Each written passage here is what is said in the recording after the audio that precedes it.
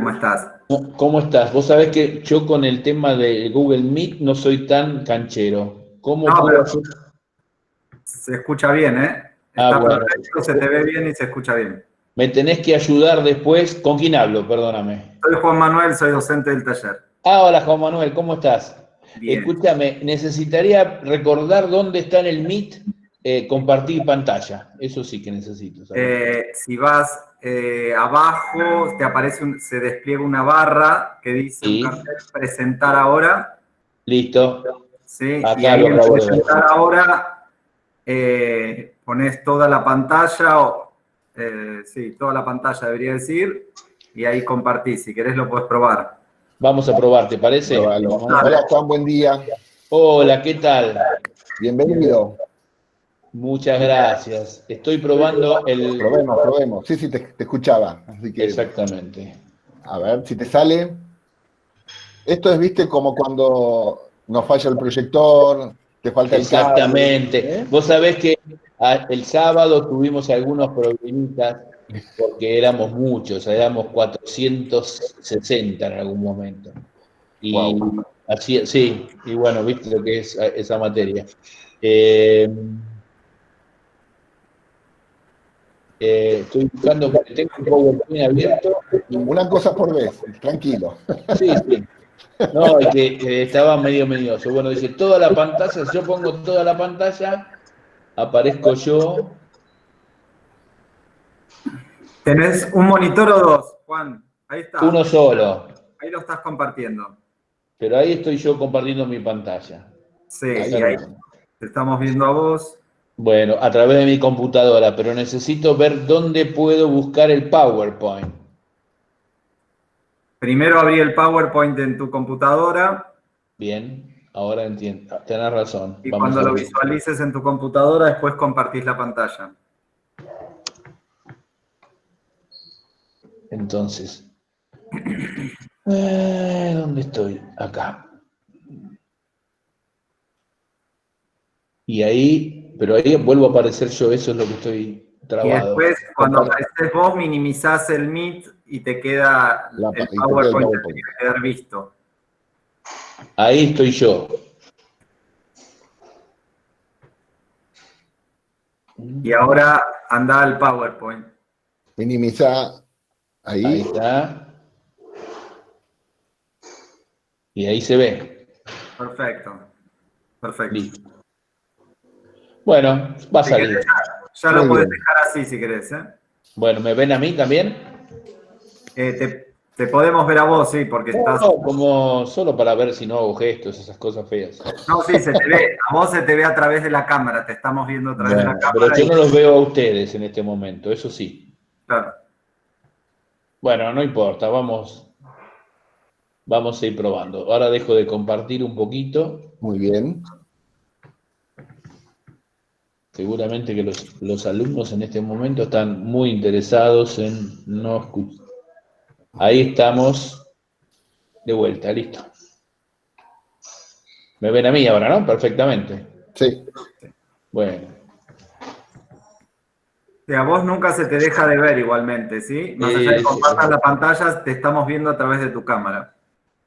Ok, y acá veo a todos los demás. Bueno, muchas gracias, ¿eh? Muy Estoy bien. más formalizado en el Zoom y en el Jitsi que en el Google Meet, pero lo veo con mucha potencialidad. Está muy bien. Bueno, Bueno, ahora en unos minutos ya arrancamos. mira, Jorge, mira lo que tengo atrás mío. Ah, Justo. mirá, ¿Lo ubicás? ¿qué es eso? Sí, Lo ubicás. Es un absolutamente. JP auténtico. Es un JP. ¿Eh? Bueno, les quiero Bueno, agradecer ahora la invitación, ¿eh? Estoy muy honrado de estar con ustedes, ¿eh? por favor, por favor. Un placer para nosotros. Y espero que para los jóvenes que nos acompañan también, que seguro que sí. Así que Ojalá, te ojalá. van a disfrutar. Te van a disfrutar. Ojalá.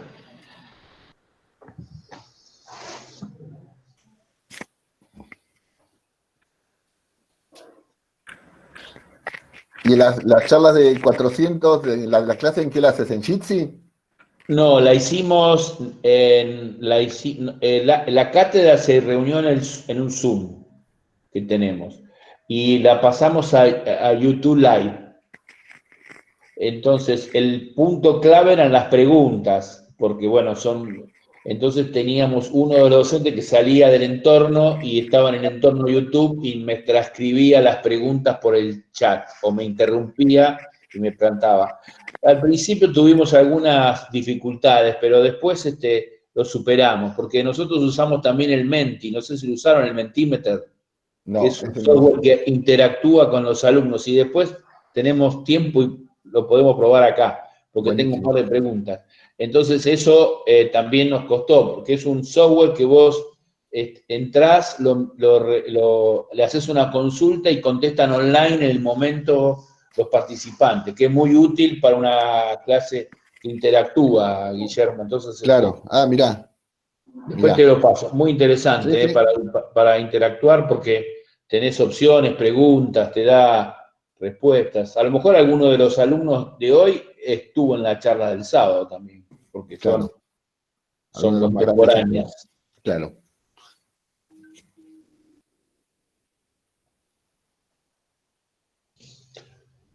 Y uno ya se está preparando para organizarse el telón verde, la iluminación especial. Hay inclusive pecheras ahora solamente para que vos te veas.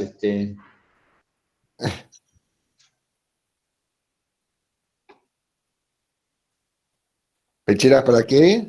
Para que tener la camisa, solamente camisa y corbata, tener un aspecto digno desde Ah, arriba de la cintura para acá. claro, Ocupa el cuadro. claro. Y el otro día algunos docentes, viste, tenían el telón verde y ponían el taller de la facultad para rememorar la presencia ahí. Claro. Pero estuvo muy interesante, la verdad que están todos muy, muy ansiosos y dispuestos a acomodarse a las nuevas circunstancias. Yo Sí, sí. he notado una respuesta increíble de los alumnos, de los docentes. Sí. Una cosa que uno no se podía imaginar, ¿no? Jamás. Jamás. Jamás. Hace 2 meses estábamos reunidos. ¿Eh? Sí, tal cual. Reunidos discutiendo pequeñeces a esta altura. Sí, sí, sí. Claro. Y, Totalmente. Totalmente. eh, Totalmente. bueno, ahí estuve pensando bastante, Guillermo, de la clase de hoy, Bueno, de cómo se altera todo una cuestión de la sustentabilidad por pequeñas cosas y vamos a tratar de conducir ese razonamiento. Capaz que hasta razono con ustedes, le voy a ser sincero. bueno, es un poco, el desafío es un poco pensar juntos, ¿no? Porque esto es inédito para absolutamente todos, digamos. No hay alguien que sepa más que otros en algunos aspectos. No hay, estamos todos iguales, ¿no?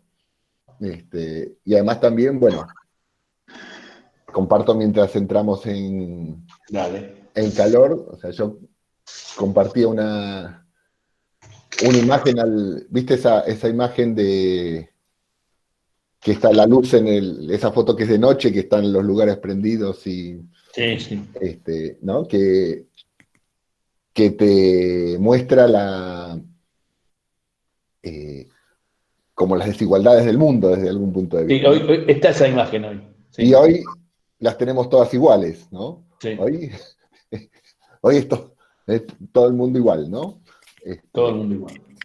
Y me parece que lo compartíamos eso en nuestro primer día de clase, y creo que este desafío que tenemos es en pensar juntos, ¿no? Donde algunos tenemos más experiencia desde algún lado, pero para el tema específico es el lugar donde estamos todos absolutamente iguales, ¿no? Sí, yo lo que creo que la única ventaja, yo pensaba cuando preparaba ayer, me ayudó a reflexionar, es que tenemos quizás un método para encarar una nueva situación, digamos. Uh-huh. La formación proyectual y el ejercicio de la formación proyectual te permite enfrentar una nueva situación y llevar adelante una propuesta, que es lo que me parece que tenemos que incentivar. Viste que siempre está la discusión de que hay una excesiva formación proyectual y yo siempre la niego porque lo que yo insisto, y me parece que este es el caso, que lo proyectar te va a dar instrumentos para la práctica. Si vos estás construido mentalmente, para usar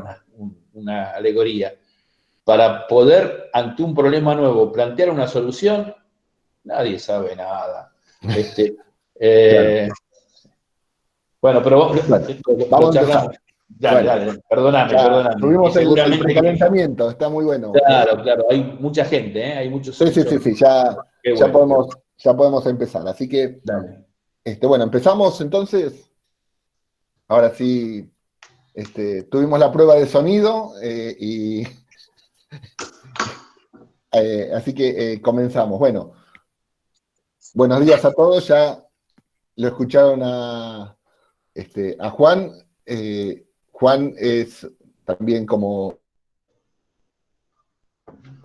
invitados hasta ahora, además de un reconocido profesional, es un amigo y que me da un enorme placer tenerlo aquí compartiendo nuestro espacio. Dentro de lo que fue la lógica de nuestras charlas, ¿no? En la primera vino Pablo, que dio una mirada como muy disciplinar desde la enseñanza, desde casi, podríamos decir, desde la filosofía, ¿no? del pensamiento. Vino Dolores, que nos habló desde la mirada del diseño y de la transversalidad de todos nuestros pensamientos.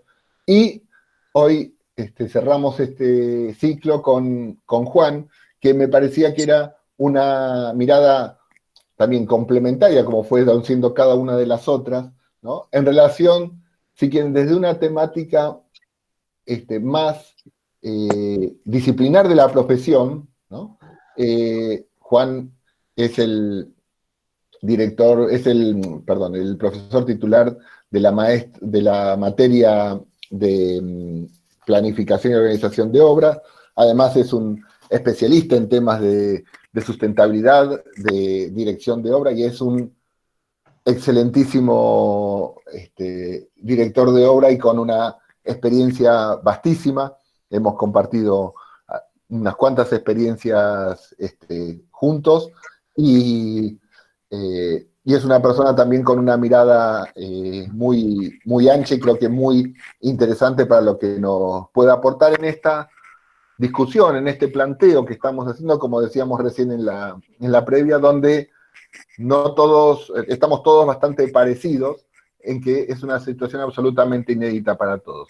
Entonces, esta agenda de reflexión que planteamos desde cómo nos paramos frente a la pandemia, qué es lo que tenemos que valorar, ¿no? De nuestras profesiones, de nuestros haceres, que nos puedan ayudar a plantearnos en lo que sigue. Y la gran pregunta es, ¿cómo seguirá?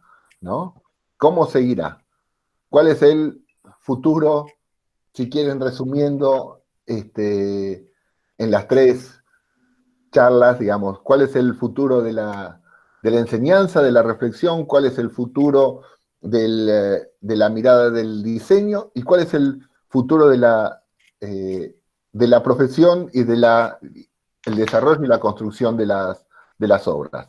Así que para eso lo tenemos acá a Juan con nosotros, que ahora formalmente le agradezco enormemente que compartamos el espacio del taller. Así que, Juan, el auditorio es tuyo. Bueno. Después, como siempre, la lógica de la charla es que haya una vuelta de preguntas, de reflexiones. También, como siempre, aquellos que quieran pueden ir haciendo comentarios o planteando preguntas para no olvidarnos luego en el chat. Así que comenzamos. Bueno, muchas gracias, Guillermo. Desde el afecto personal, desde el respeto académico y desde el orgullo de pertenecer a una institución como esta, en la cual le hemos dedicado tantos años y tanto esfuerzo, y ahora tenemos que dedicar nuevos años y nuevos esfuerzos ante esta disciplina. El agradecido soy yo. Vos sabés cuánto me gusta compartir espacios como este, discutir cosas, en el buen sentido de la palabra discusión, en la base del intercambio de dos posibles miradas de una misma cuestión. Yo les decía, o ayer o antes de ayer, nuestra disciplina es una disciplina que está muy cerca de las medidas. La verdad es que nosotros medimos nuestros locales, medimos nuestras acciones, nuestras intervenciones técnicas, y lo que está pasando básicamente es que no podemos controlar la medida de lo que sucede, ni por el impacto, ni por lo que la ha producido. Un coronavirus mide 120 nanomicrones. 120 nanomicrones son 12.000 milloneava parte de un milímetro. Fíjense, nosotros acostumbrados a 2 o 3 metros, 30 centímetros, 20 centímetros, hemos cambiado nuestra visión de la profesión, de la enseñanza, por la necesidad por 120 nanomicrones. Yo soy un especialista en esto porque mi hija Paula es doctora en química, especialista en nanotecnología y trabaja con estas medidas tan pequeñas y me ayudó a conducir este razonamiento. O sea, algo que no vemos pero que está medido ha cambiado en cierta manera el ambiente y el desarrollo de nuestro ejercicio profesional. Hablábamos extraoficialmente, pero había como 60 escuchándonos, que yo creo que el camino para resolver esto dentro de la disciplina está en el campo proyectual. Si bien yo puedo representar al equipo técnico, para decirlo de alguna manera, me baso en todos mis razonamientos en lo proyectual.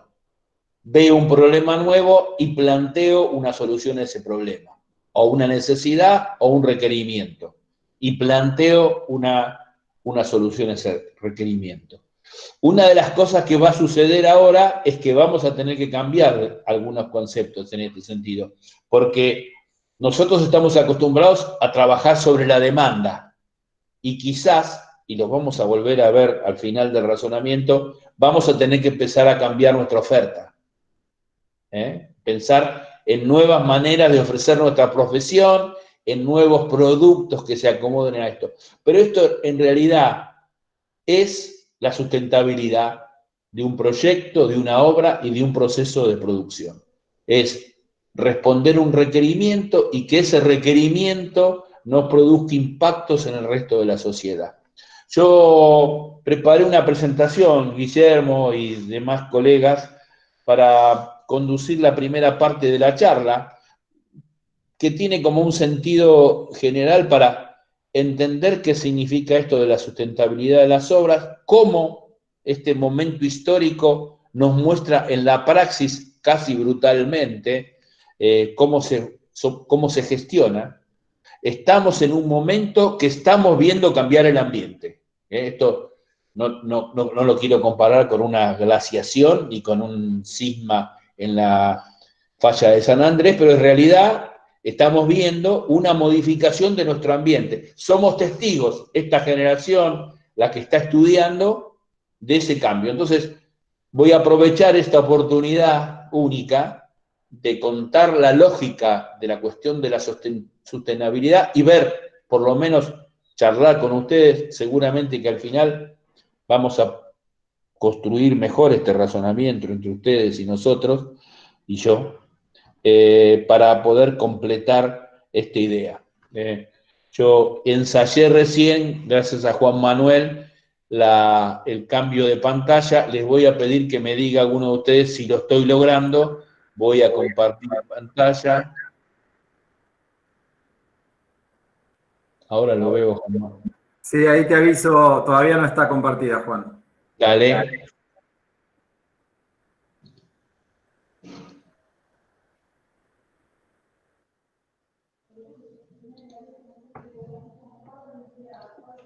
¿Me tenés que autorizar o...? No, debería funcionar. Antes funcionó solo, con lo cual deberías directamente compartiendo. Si seleccionás la pantalla que querés compartir. Sí. No es tan parecido pero lo vamos a lograr. Abajo a la derecha, presentar ahora. presentar ahora, yo tengo que tener abierto el PowerPoint, ¿estamos de acuerdo? Claro, si no compartís la pantalla y lo abrís directamente también de ese igual, ¿no? Cuando pongo presentar ahora, me da dos opciones, toda la pantalla, una ventana y una pestaña de Chrome.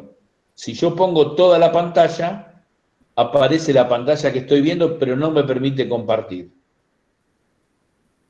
Cuando ponés presentar ahora, ¿no? No, pongo presentar ahora, me abren tres opciones. Una que dice toda la pantalla, que sería el camino anterior que utilicé, Toda la pantalla ponés. pero ahí aparece la pantalla en Cuando que pones, estoy. cuando pones toda la pantalla, te aparece en chiquito tu pantalla y después abajo a la derecha de ese recuadro te aparece para poder compartirla, la que estás seleccionando. A ver, Ahí creo va. que voy en camino a eso.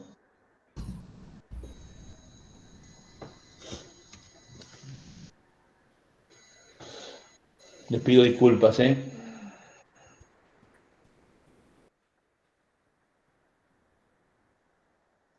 ¿Ahí se ve? Sí, se ve. Listo. Bueno, voy a hacer un curso de Google Meet con ustedes, ¿eh? Bueno, este soy yo. Y esto es lo que yo les planteaba antes. Esta foto me la prestó Paula, que es mi hija, me la regaló. Va. El coronavirus que circula en la Argentina, la foto de la izquierda, fotografiado por los científicos del Malvar en la Facultad de Medicina de la UBA, en un microscopio electrónico. ¿Viste? Es 20 nanomilímetros, la 12.000ª parte de un milímetro. O sea, nada, a la derecha para ver cómo es el coronavirus, porque están comparando las cepas, están plenamente en ese trabajo. Esta es la medida que nos ha cambiado y que hoy nos lleva a que pensemos juntos esta idea. Yo armé una propuesta de temario, que si se da, y si no lo vamos cambiando.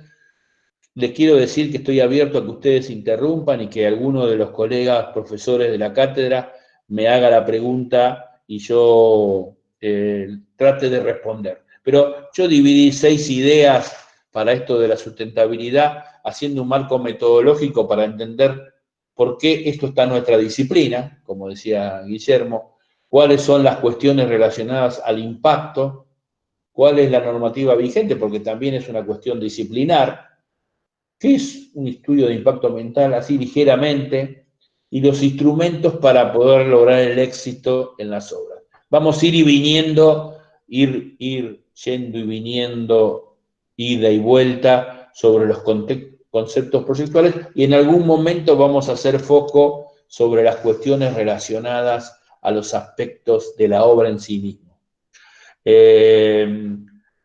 Lo primero que tenemos que entender, y tiene que ver con ese razonamiento, es que hay una modificación del escenario social, que es el gran crecimiento de la población mundial. Esta curva, que seguramente ustedes la habrán visto, marca el crecimiento en los últimos siglos, casi en el último siglo de la población mundial. Una población mundial que se manejaba cerca de los 500, 600 millones de habitantes en todo el planeta, pasó bruscamente del 2000 adelante a tener una población cercana a los 6.000. Y hace más o menos 10 años hay una particularidad, que es que la población urbana es mayor que la rural por primera vez en la historia, por lo cual la cuestión relacionada a la ciudad se ha transformado en preponderante, y ahí aparecemos los arquitectos como constructores de ciudad. Esto es una primera idea. Si quieren vamos pegando papelitos amarillos, yo anoto. Población. Anotamos juntos, población. El segundo es esto del paisaje. Hay como una construcción cultural de que la ciudad no es un paisaje, que el paisaje es el campo. Vamos a jugar a eso. Y ahí yo traje algunas imágenes de Jean-Arthur Bertrand. Jean-Arthur Bertrand escribió un libro, bueno, no escribió, editó un libro que es El mundo desde el aire. Traten de buscar, está en internet algunas fotografías gratis que nos permiten ver. Nosotros tenemos la autorización de él para publicar estas fotos, que reconstruye este diálogo con el campo, para decirlo de alguna manera. Lo primero que quiero decir es que hay una pequeña sección del planeta que no está antropizada. Podríamos decir, aparte del océano, que la superficie de la geosfera, un 30% no está ocupada o ha sido intervenida por el hombre, un porcentaje menor. El resto ha sido intervenido por el hombre. Lo que sucede es que por alguna acción cultural, de los medios de poder, de algunas lógicas de la economía, hay instalado culturalmente una idea de que el campo es la naturaleza. Y la verdad que yo les puedo decir que la pampa húmeda, por ejemplo, en el caso nuestro, está lejos de ser algo natural, sino que es una fábrica agrícola instalada. Aquí hay varias imágenes de esto. Esto es una zona de Ucrania donde hay, fíjense, si uno puede leerlo como naturaleza, pero en realidad es algo absolutamente geométrico, antropizado, con sembradíos de diferentes especies, con cultivos, y ni hablar de los agrotóxicos. Esto es una primera cuestión. Pero también hay una nueva visión del paisaje, que es el paisaje de la ciudad. Esta es la desembocadura del Canal Mayor en Venecia, una Venecia que en este último año sufrió inundación, sequía, coronavirus. Esto es también un paisaje. Entonces, el segundo papelito, el campo no es siempre la naturaleza, y la ciudad es también un paisaje o un medio natural en el cual tenemos que reflexionar, ustedes y nosotros. Ese es el lugar donde van a estar mayoritariamente las obras, porque recuerden que decíamos en algún momento que la gente vive en ciudades, cada vez menos vive en lugares. Primero porque el proceso industrial es muy grande, segundo porque la comodidad y la teoría gravitatoria de las ciudades produce ese efecto. Pero entonces, segunda cuestión, un paisaje interesante, que es dinámico, vamos a ir viendo. También hay ciudades como esta, Chernobyl. Hubo una serie muy linda el año pasado, un desastre que cumplió aniversarios redondos en el 2019, y que también es un paisaje deconstruido. Yo, para que entiendan sobre qué paisajes y qué edificios tenemos que intervenir, para ir ampliando. Esto ya en Argentina, fíjense qué bonito que es esto, pero está hecho con una regla y una escuadra y un compás. Es Establecimiento de las Marías, Yerba Mate Tarahui, en la provincia de Corrientes. Hermosísimo, pero...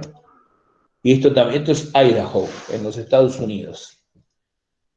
Pura geometría. Uno puede caer en la tentación de decir qué lindo que es el campo. Claro, pues si está ordenadito, prolijito, derechito, es lindísimo.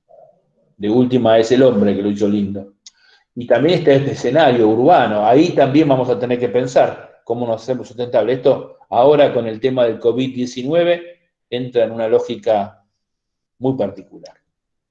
Y esta es la desembocadura del Pompén, en Asia, en el sudeste asiático. Es posible que esta desembocadura algún día sea Venecia. Ese paisaje, por la intervención del hombre, puede intervenir. Y siempre pongo para cerrar esta parte de la idea de todos los paisajes, todos los lugares, todos los ambientes son lo mismo. La bahía de Guanabara, el Cristo Redentor, en Brasil, un paisaje extraordinariamente construido por el hombre, donde se conjugan la naturaleza tradicional, la intervención de la arquitectura y la forestación exógena. Y bueno, entonces, lo primero que quiero plantear como mi tercer papelito es el tercer papelito, ¿no? Sí, yo voy anotando. Ustedes anoten también sus papelitos. Todos los paisajes, en todos los paisajes vamos a intervenir, tenemos que tener cuidado en esa delgada diferencia de qué es la naturaleza. Uno inclusive se tienta a decir, bueno, la naturaleza es Bariloche, pero vamos por un camino, no es que caímos de la nada, vamos por un camino que hizo Bustillo y que intervino y que produjo una curva y que cambió todas las cuestiones. Ese es el cuidado que tenemos que tener, porque esto nos va a llevar a entender el impacto de la obra. Y bueno, y doy vuelta por algunas obras, todas las obras de proyectos paradigmáticos que a mí me gustan, sobre todo. Vengo mostrando arquitectura en esto de las obras y me siento bien Y termino con Philip Johnson. Todas las obras y todos los paisajes podría ser la primera cuestión, donde discutimos la sustentabilidad. Pero hoy Guillermo mostraba, no sé si la misma fotografía, este extraordinario fenómeno urbano donde todos nos hemos puesto en la misma situación. Quizás territorios con menos desarrollo como África, hasta podríamos decir que se encuentran ambientalmente en mejores condiciones. Este es el mapa que construyó la NASA, donde se ve como si fuera mágicamente todo el mundo de noche y la concentración urbana que yo les planteaba. Fíjense la costa este de Norteamérica, el centro de Europa, Río de Janeiro, San Pablo en Brasil y el área metropolitana de Buenos Aires. Ni hablar de Japón. La gente está ahí.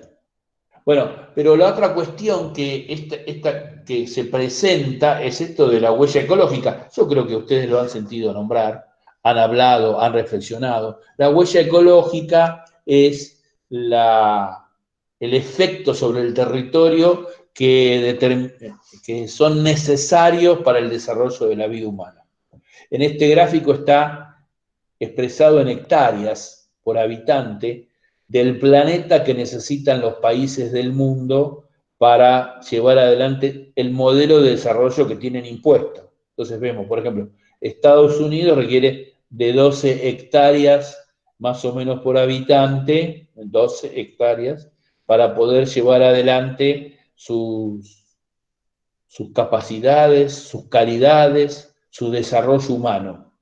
Y esto presenta una primera contradicción. Vemos a los países desarrollados como más sustentables, pero en realidad esos países desarrollados, para lograr esa sustentabilidad, están requiriendo de impactos en otra parte del territorio mundial, otra parte del planeta. Hay hectáreas del Mato Grosso, hectáreas de África que son cooptadas para el desarrollo de los suecos, de los finlandeses, de los australianos, que son puestos como ejemplos y paradigmas del desarrollo sustentable. ¿Tá? Tampoco me quiero poner a hacer la revolución acá en esta charla, pero quiero que entiendan que cualquier decisión que nosotros consideramos sustentable o ambiental, es posible que en otra parte del territorio esté produciendo un impacto que en el nuestro sería desagradable.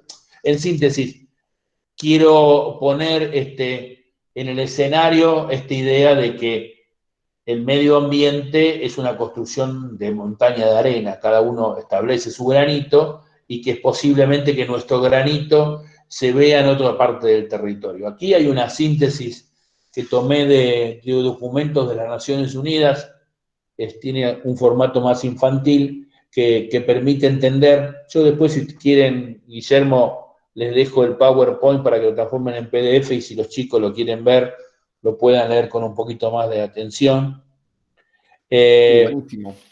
Es la cantidad de hectáreas que utilizamos para urbanizar, las necesarias para producir el alimento, las necesarias para producir los materiales, la superficie marina para producir pescado.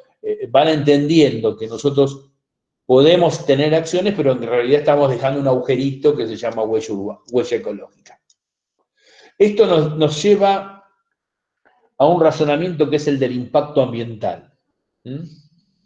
Y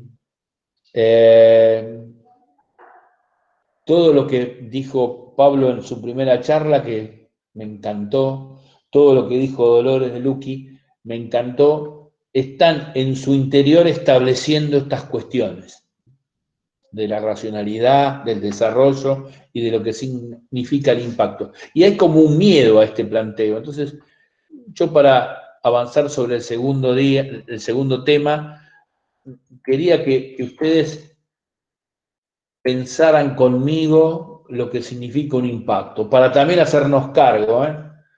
Y yo uso mucho el diccionario de la Real Academia Española, y busqué qué decía la Real Academia Española, y me sorprendí un poco. Dice, el conjunto de posibles efectos negativos sobre el medio ambiente de una modificación del entorno natural como consecuencia de obras u otras actividades. Me agarró como miedo decir que la Real Academia dice que el impacto ambiental es negativo. Porque me imaginé un territorio degradado, abandonado, un baldío, vamos a llamar un baldío, que es transformado en plaza. No me lo puedo imaginar como un efecto negativo. Posiblemente esto es responsabilidad de nosotros, los actores, que hemos hecho un gran esfuerzo para que nuestras obras o actividades tengan ese impacto negativo. Y parte de lo que tenemos que hacer es convencer, sería la palabra, actualizar el concepto de los efectos de una obra o una actividad. Hoy por hoy, la construcción cultural es que las obras y las actividades tienen efectos negativos. Hay ciertos acuerdos culturales que tenemos que ir, con los cuales tenemos que ir conviviendo. Uno de estos es esto del impacto ambiental. Pero la realidad es que a medida que va evolucionando el conocimiento y el estado del arte se va modificando, estas cuestiones son dinámicas. Son tan dinámicas que en nuestro escenario son nuevas. Y les voy a hacer una historia de esto de la sustentabilidad en la arquitectura y en las obras y en la construcción. Luego de las epidemias de la peste, de la fiebre amarilla, empezaron a concebirse disciplinas como la ingeniería sanitaria, que dio lugar posteriormente a lo que sería el urbanismo moderno. Se construyeron cloacas, se reflexionó sobre las necesidades de mejorar las calidades de la ciudad. Hay documentos que hablan de la pestilencia, de los barros, de los vaos, que fueron modificándose. Esto es un fenómeno que viene con el siglo XIX. En el siglo XX, este estado de situación se fue modificando. Y fíjense qué moderno que es esto. Bueno, para mí el 72, yo estaba vivo en el 72, aunque parezca mentira, y ya era un muchacho bastante grande. En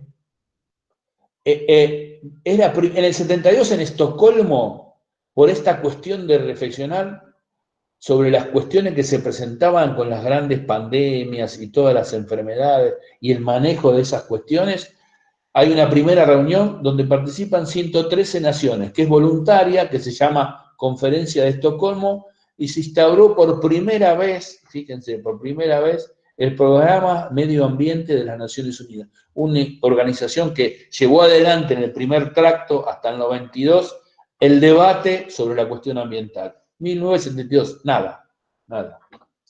Yo tengo mi vocación futbolera, habla de los mundiales como referencia. Después del primer mundial de México y antes del de Alemania, nada. Para mí es nada. Para una generación no es nada. Tomo un cafecito. El segundo razonamiento que lleva a instalar esta discusión entre nosotros como una cuestión disciplinar, antes nos guiábamos en el buen asoleamiento, en las capacidades ambientales, y no teníamos una interrelación. Algunos profesores, algunos arquitectos sí habían avanzado. Me acuerdo de varios profesores y de interesantes personajes que pudieron reflexionar adelantándose a su generación, pero bueno, en el 87, un año después del gol de Maradona a los ingleses, estoy futbolero. Harlem Brundtland fue una una primera ministra noruega que ya había sido primera ministra en el 87 y construyó a pedido del Programa de Naciones Unidas un primer documento, ahora llamado Informe Brundtland, que es nuestro futuro común, donde surge la idea del desarrollo sustentable, 87, como aquel que satisface las necesidades actuales sin poner en peligro las capacidades de las generaciones futuras, para satisfacer sus necesidades futuras. Fíjense que aparece esta palabra que hoy la tenemos en boca, que es la sustentabilidad o la sostenibilidad. Hoy hablamos de esto por ese informe del 87, en donde Harlem reflexionó entendiendo que la cuestión de la extracción y de los recursos de nuestras actividades ponían en peligro las futuras. Hasta ese momento estaba el saco roto, de uno sacaba y no se agotaba. Esto está cruzado por una cuestión anterior, que es la famosa huelga del petróleo, donde los países árabes acordaron el cambio del precio del barril, hicieron instalar la ausencia de los combustibles fósiles, determinando la cuestión de lo escaso de los recursos naturales. ¿Está? Ninguna de estas decisiones, ni en la obra, ni en el proyecto, ni en el ejercicio, están ausentes de 4 dimensiones: la dimensión económica, la dimensión social, la dimensión técnica y la dimensión legal. Todo concluye y termina en una decisión política.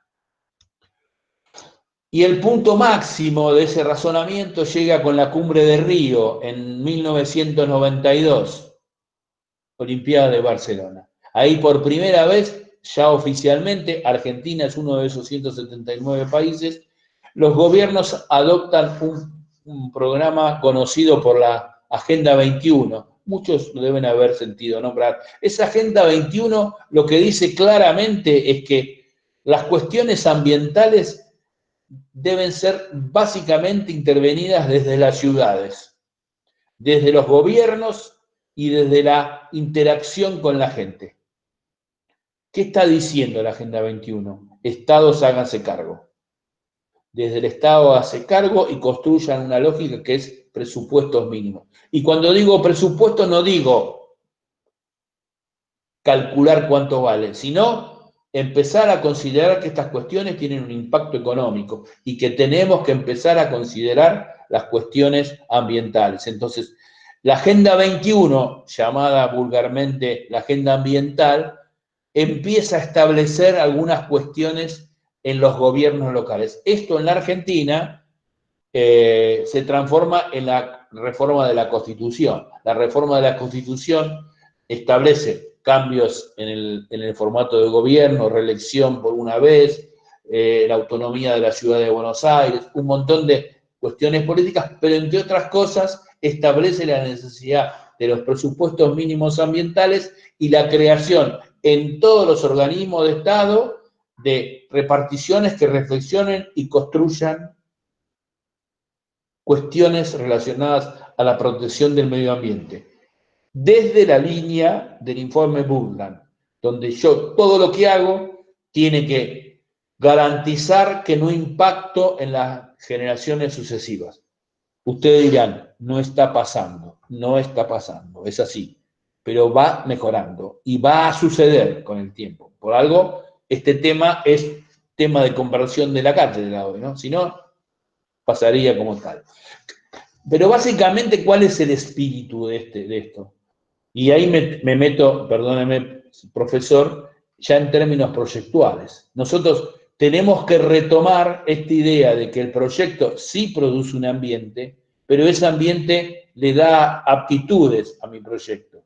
Y volvemos al ejercicio de la tradición de la arquitectura con las orientaciones, las dimensiones, la ventilación, la topografía del terreno, las cuestiones relacionadas al medio ambiente, a los materiales con menor huella ecológica. Entonces, la síntesis del proceso, toda visión sistémica, Guillermo, Juan Manuel, lo sabrán, sintetiza un razonamiento. Esto es una visión sistémica que se sintetiza algo que ustedes durante el año van a complejizar, pero la idea básica de esta cuestión, para que una obra sea sustentable, para que un proyecto sea sustentable y su operación sea sustentable, que ese proyecto controle su impacto, pero también que tome las aptitudes de ese ambiente.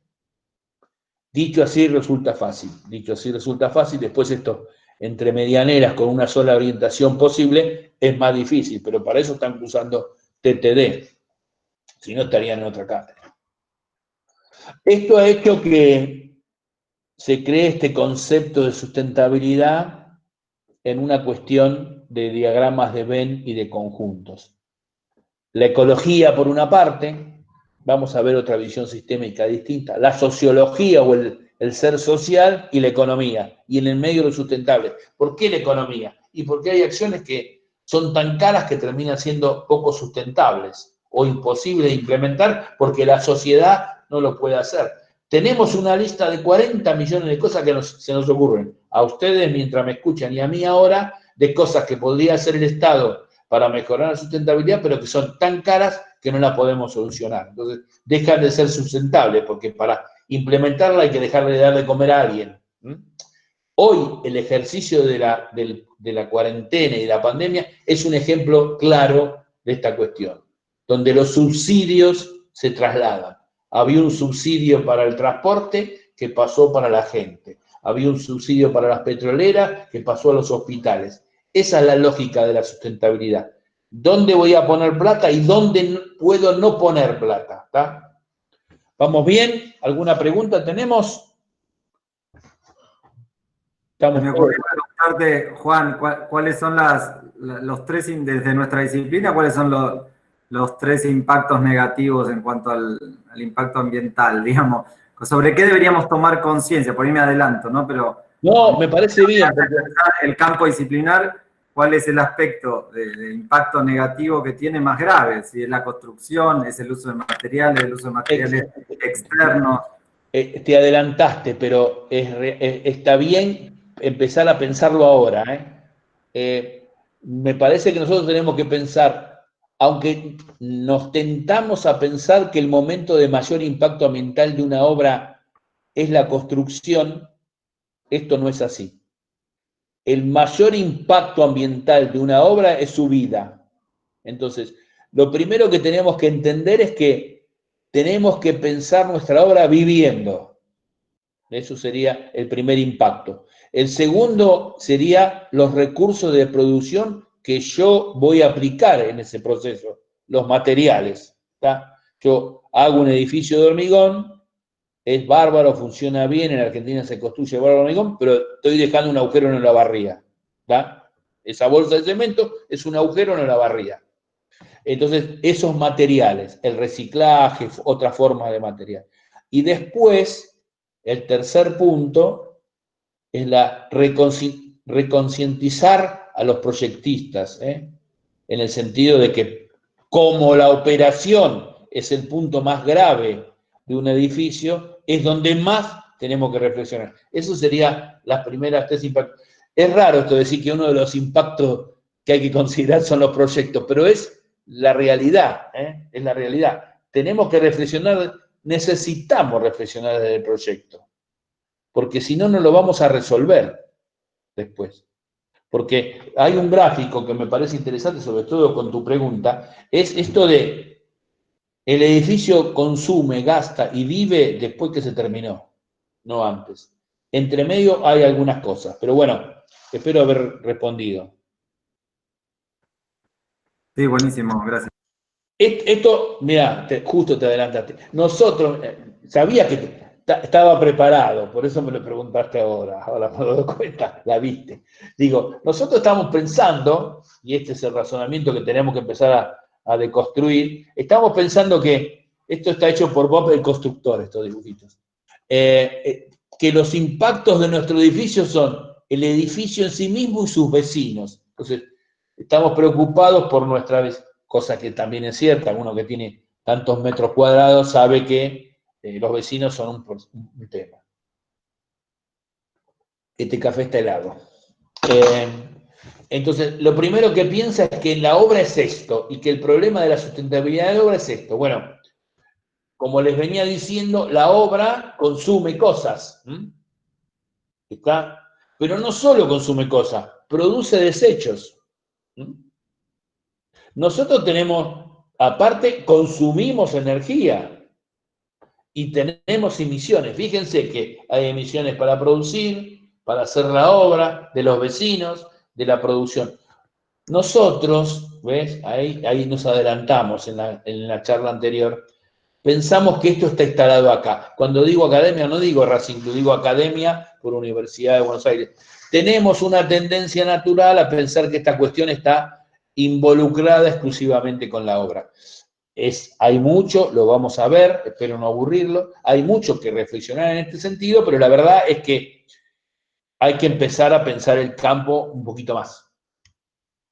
Entonces, podemos tener, muchas cuestiones relacionadas a lo que mi obra produce hacia los lados, hacia el piso, hacia el aire, porque eso también hay que entender. Mi obra produce hacia el piso porque puedo estar perforando una napa, puedo producir ruidos y molestias y romper los edificios. El año pasado tuvimos una seguidilla de estas cuestiones, y puedo producir emisiones. No es solamente la molestia que le causo a la vecina. Entonces, esta es la primera cuestión. La otra cuestión, retomando a una de las ideas, es esto de dónde nos ponemos nosotros. Ahora, por ahora puse el hombre, y vuelvo a una visión sistémica que ya venía insinuando. El ambiente está construido por 3 espacios, sintéticamente. La tecnoesfera, que es la técnica, los elementos que produce el hombre para resolver sus necesidades. La socioesfera, que es los intercambios culturales, sociológicos y políticos entre nosotros. La geosfera, que es el territorio donde nuestras actividades se desarrollan. La bioesfera, que son los seres vivos fuera de nosotros, ¿está?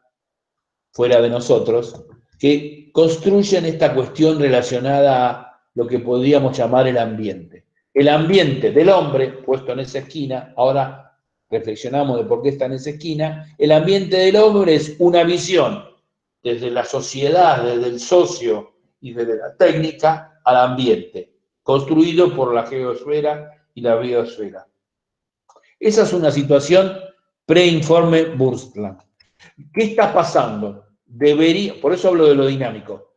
Nosotros tendríamos que tender con nuestros proyectos a volver a estas cuestiones ambientales y a instalar al hombre en el centro de esta cuestión.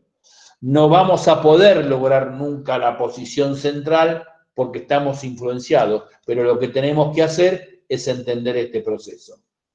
Hoy por hoy, fíjense que ya hay un nuevo ambiente y hay un impacto sobre este ambiente que tiene que ver con una cuestión relacionada a la biología. Por eso que está inclinada esta flecha entre lo que es tecnoesfera y biosfera. Esto ha condicionado al ambiente, o al ambiente post-cuarentena, o a la nueva normalidad. Lo ha condicionado desde la técnica, y ahí vamos a intervenir nosotros, y lo ha condicionado desde la biología. ¿Está? Entonces, cuando yo les decía de este momento histórico que estamos produciendo, estamos viendo cómo se cambia este diagrama sistémico. Estamos observando toda esta generación, cómo se van a cambiar las costumbres, cómo van a cambiar los edificios y cómo se va a modificar la oferta. Fíjense qué interesante y qué justo. Bueno, por algo el profesor Cabrera pensó que era un momento para reflexionar sobre esto. Hoy por hoy, el proceso de modificación del ambiente, si bien teníamos pensado que iba a suceder, se aceleró. Unas decisiones, como por ejemplo dar clases a distancia, que estaban en la agenda de la universidad, de golpe transformaron a la UBA en la universidad con mayor cantidad de alumnos del mundo, a distancia. Entonces, esto pasó en un mes. Pensábamos que iba a pasar en 10 años. Esto es la modificación de la mente. Esto lo que quiero decir es que cómo ha cambiado epistemológicamente, metodológicamente, socialmente y dinámicamente. Puro gerundio. Esto repiensa la cuestión del impacto. Repiensa la cuestión del impacto, porque también nuestros ambientes van a mejorar en algunas cosas con respecto al COVID-19. Por ejemplo, vamos a construir más hospitales.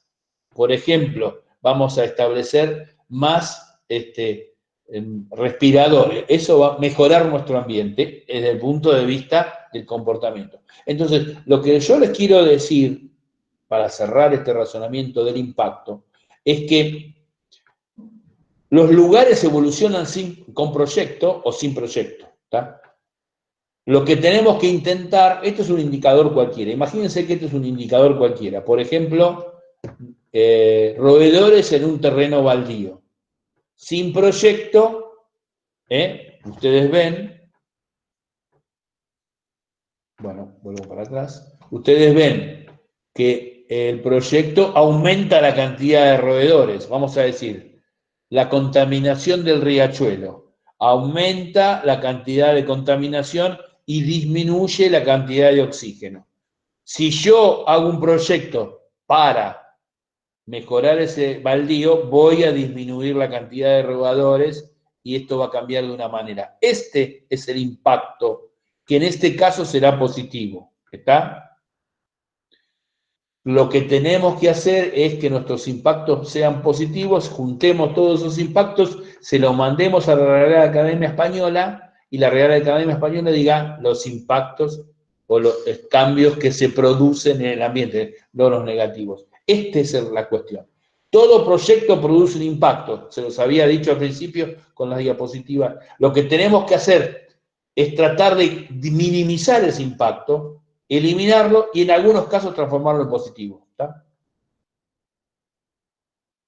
Bueno, todo esto, el impacto ambiental, la modificación de la Constitución, el informe Brundtland, Estocolmo 72, puso esto en nuestra disciplina. No salimos. Nosotros, ustedes van a ser arquitectos dentro de poquito, yo hace rato que soy arquitecto, no hacíamos esto y empezamos a hacerlo.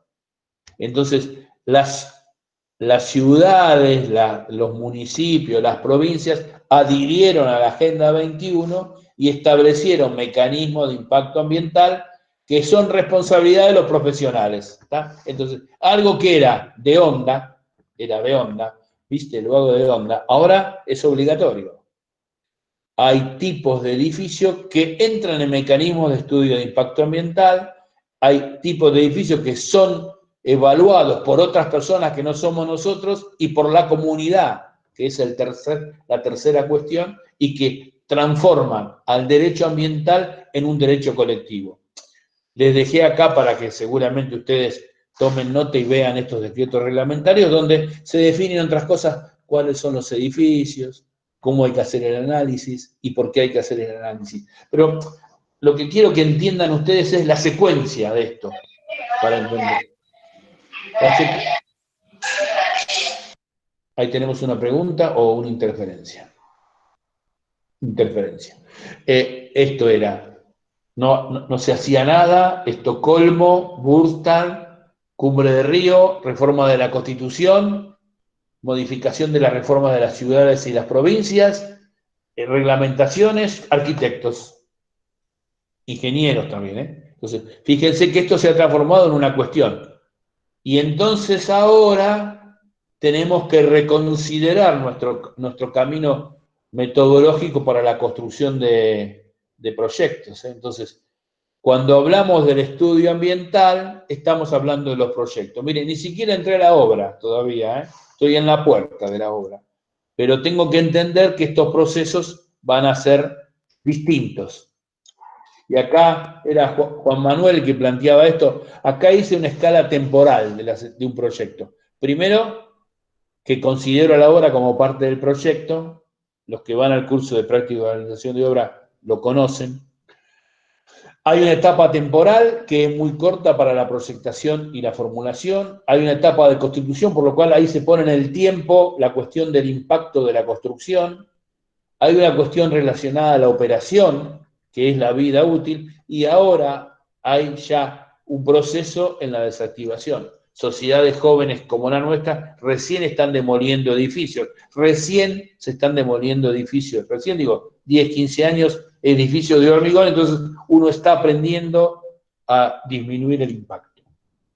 Entonces, la primera cuestión del impacto es entender que el edificio en su operación y mantenimiento es el que consume recursos, hechos en energía, hechos en recursos naturales, energía que significa combustible, combustible que significa extracción, etcétera, etcétera, etcétera. Por lo cual, lo proyectual, que es un periodo muy corto, termina siendo clave en el desarrollo de un proyecto. y acá está el principio de Pareto. ¿Ustedes conocen el principio de Pareto? Como no van a contestar, contesto yo. El Pareto es un especialista en métodos y desarrollo de la industria. Dice que en el 20% de los procesos está el 80% de los resultados. Y este es un ejemplo, claro. En el 20% del tiempo, que es hacer el proyecto, logro la mejora del 80% de los resultados. Y me vienen a la cabeza, arquitecto Cabrera, un montón de edificios que consumen más energía de la necesaria a partir de algunos errores de proyecto. No los voy a decir, ¿eh? Y entonces, lo que tenemos que pensar es los estadios en que estamos, ¿no? Porque hay 3 categorías de profesionales resolviendo proyectos, 3 categorías, no sé si buena o mala, pero hay 3 maneras distintas, lo vamos a ver acá, que están conviviendo ahora. La primera es donde yo formulo el proyecto. Ese proyecto tiene costos y beneficios sociales, técnicos, ambientales, ¿tá? O sea, consumo más, menos. Eso produce una externalidad, que es contaminar algo, o consumir mucha energía, o usar mucho material que no es renovable. Si yo no hago un estudio de impacto ambiental, todos esos pasivos van a la sociedad en su conjunto, ¿está? Son pasivos ambientales, baja la calidad de vida, se deseconomiza todo el Estado porque tiene que limpiar el riachuelo, porque alguien no hizo ese razonamiento de esta manera. Hoy estamos en el escenario 2, o estadio 2, donde analizamos nuestros proyectos, determinamos cuáles son los costos y los beneficios, hacemos un estudio de impacto ambiental y ese estudio de impacto ambiental nos dice qué tenemos que corregir o mitigar para mejorar los resultados, ¿está? Esto sigue siendo un mecanismo de evaluación donde yo proyecté pensando algunas cosas, pero hay un tercero que dice cuán bien pensé esas cosas. El modelo mejorador, que es el que tenemos que construir entre ustedes y nosotros, y yo también tengo que construirlo, por más que uno hable mucho de esto, le cuesta, es que uno ya internalice la cuestión y que nuestros proyectos tengan la menor cantidad de externalidades y que el estudio de impacto ambiental o el mecanismo estatal que se imponga sea solo para verificar, porque yo ya proyecté con las capacidades necesarias para que el edificio optimice sus resultados. ¿Me siguieron con esto? ¿Tienen alguna duda? Pero esto es clave, ¿eh? Es clave en el proceso de la concepción de la obra. Esto incluye el proceso de ejecución de la obra. Procesos que no estaban incorporados en el razonamiento. Entonces, estos 3 estadios son 3 visiones de la misma cuestión que están siendo modificadas ahora. Nosotros somos los actores. Hoy, el COVID-19 va a producir nuevos efectos sobre esta cuestión y va a modificar nuevamente estos razonamientos.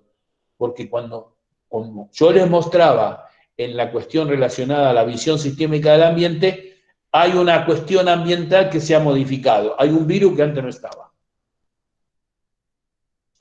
Porque lo que sucede en estos modelos es que, qué bonito que está esto, ¿eh? Mira cómo se mueve. Nosotros podríamos decir que una obra tiene 3 fases: el puesta en marcha, la ejecución plena y las terminaciones. Y que eso en la curva roja es una inversión, que termina, se entrega y tiene un mantenimiento y una desactivación. ¿Se acuerdan de ese gráfico temporal que yo les mostraba? Esto es, en rojo es lo que uno invierte para hacer la obra, la termina y después vive y sigue invirtiendo. Si yo no tenía un mecanismo de control de los impactos, esos costos que se aumentaban durante el mantenimiento de la desactivación, eran asumidos por el Estado, por todos nosotros en realidad, y un pedazo solamente por los usuarios. Lo que yo estoy proponiendo es que, o nosotros estamos proponiendo, es que estos costos se desplacen hacia aquí y sean asumidos por los usuarios y que nosotros en los costos de la obra incrementemos, fíjense que la curva verde es un poco, o sea, gastemos un poco más en la obra para hacerla más sustentable y que la desinversión del Estado sea menor. ¿Se entiende? Entonces, yo estoy logrando esta curva. Esta curva va a disminuir ese efecto. Ese efecto va a hacer que el Estado gaste menos y que transfiera con esas subvenciones que yo le decía algunos de los costos a los productores de edificios para que la sociedad no se tenga que hacer cargo de, no digo sus errores, sino sus descuidos ambientales. Esto está claro que hemos visto todo el circuito. No, necesitamos, porque para eso estamos reunidos acá, es que cómo esto llega a la obra en el proceso de ese cuadradito exclusivo de la obra que yo planteaba. Esto llega a la obra básicamente por un instrumento que se llama Plan de Gerenciamiento Ambiental. El Plan de Gerenciamiento Ambiental es un instrumento que las obras que tienen procesos de impacto se transforma en un instrumento que se utiliza para manejar ambientalmente una obra. Según la nueva reglamentación, esto es parte del pliego de la obra. Hay un pliego de especificaciones generales, particulares, especificaciones técnicas, cómputo y presupuesto, y también ahora planes de gerenciamiento ambiental. Los planes de gerenciamiento ambiental tienen componentes, programas y subprogramas de acción, roles y responsabilidades de quien lleva adelante esos programas, la capacitación para esos programas, el monitoreo, el control y el plan de frente a las contingencias. Puede fallar. Ahí fíjense que ya yo estoy nuevamente agregando esta cuestión del COVID-19. Los programas son la tipificación de las cuestiones principales que se producen en la obra y una serie de instrucciones para resolver esos inconvenientes, si se produjeran, o cómo operar esas cuestiones para que no produzcan inconvenientes. ¿Me siguen? Entonces, lo que yo voy a tener es un manual donde me explica cómo tengo que hacer para descargar la arena, cómo tengo que hacer para llevar adelante un proceso productivo sin producir esas externalidades, o si no, para reducirlas. Estos instrumentos son especie de manuales que están puestos en la obra y que el jefe de obra o el director de obra tienen que respetar, no queda otra.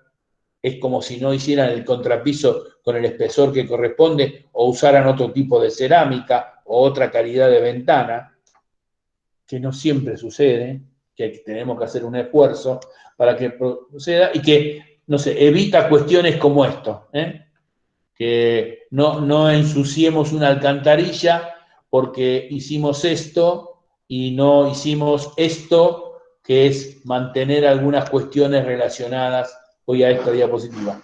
Este es el programa que deberíamos haber aplicado para que no se tape esa alcantarilla. Tiene nombres pomposos porque hay que justificar el costo del trabajo. Hay un subprograma de residuos en obra que tiene un programa de aglomerantes residuales, o sea, el material que sobra, al llegar los camiones mezcladores y al utilizar aglomerantes, disponer de todos los residuos dentro del predio hasta haber fraguado y luego incorporar los escombros. Son pavadas, pero que no se hacen. Son pavadas que podemos hacer y que mejoran la cuestión ambiental. Es mi granito de arena. Los responsables son los jefes de obra y el capataz. Hay que instruir a capataces y verificarlo una vez por semana. Hacer una verificación semanal de las alcantarillas y del panel de control, si uno gestiona a través de un panel de control. Y si hay un plan de contingencia porque falló, te dice, contener el derrame con arena, tirar arena arriba. Limpiar todo lo posible sin incorporar agua. Y si tenés que limpiar, dejá correr solo 300 litros. Ustedes dirán, ¿qué tiene que ver con Estocolmo 72 y Burstan 87? Hagamos el esfuerzo de entender qué pasó. Alguien planteó la cuestión sostenible, alguien le puso nombre, alguien la reglamentó, Río, y nosotros nos hicimos cargo. Entre las cosas que hay que hacerse cargo está la obra. más el proyecto y los mecanismos del proyecto. Por eso estamos acá. Por eso estamos acá. Por eso tenemos que pensar que esta cuestión está en nuestra cancha porque ha habido un acuerdo social que la construyó. Entonces lo que estamos haciendo básicamente es a un proceso constructivo instalado, tradicional, que la gente sabe hacer, para lograr una obra tenemos que incorporarle mecanismos de gestión ambiental. Mecanismos que nos lo da el plan de gerenciamiento o nos lo da el último punto que vamos a charlar, que es las buenas prácticas ambientales. ¿Esos mecanismos a qué tienden? A producir procesos propicios para la sustentabilidad.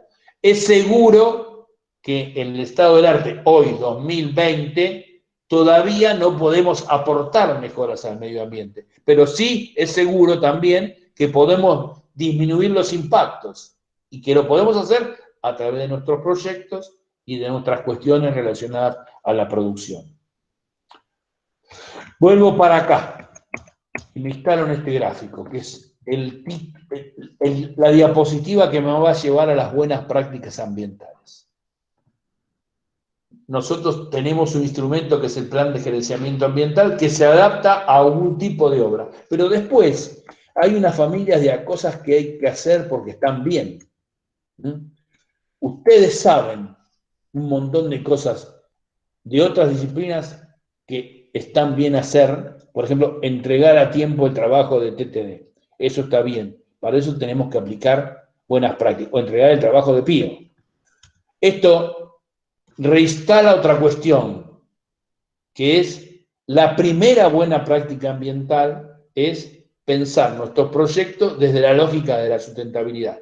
Nuestros proyectos, nuestras obras con el plan de gerenciamiento ambiental y nuestro comportamiento como personas en las buenas prácticas ambientales. Las buenas prácticas ambientales son manuales de buenos comportamientos. Yo acá les puse 2 o 3 ejemplos para que después ustedes los puedan bajar. Están todos accesibles en internet.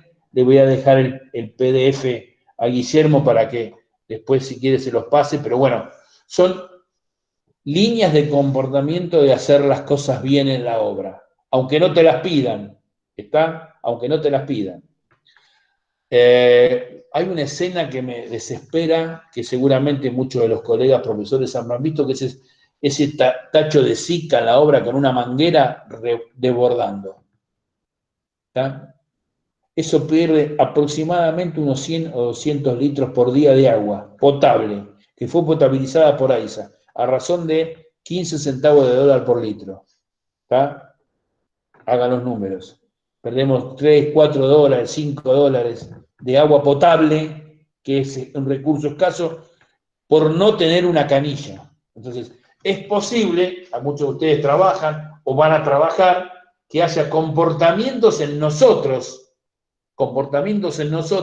que mejoren la gestión ambiental de una obra sin pasar por un estudio, sin pasar por una cuestión. Las buenas prácticas ambientales son documentos construidos por las agrupaciones profesionales, por organizaciones que nos dan instrucciones, consejos y manejos. Yo recomiendo que ustedes ya empiecen a acceder a estas cuestiones porque seguramente van a tener una reflexión mejor como profesionales. Acá les estoy mostrando el de la Municipalidad de Rosario. Tuvimos la suerte de trabajar con la Cámara Empresaria del Medio Ambiente a través de la empresa que yo dirijo y hicimos un documento muy sencillo que está dividido en estas categorías: obrador, demolición, movimiento de suelo. No quiero entrar en demasiada especificidad porque si no se va el tono de la reunión. Pero nos permite una serie de recomendaciones muy sencillas. Yo dejo ahí, no tengo necesidad de leer, pero ahorrar agua a través del ejemplo que yo les decía de Zika.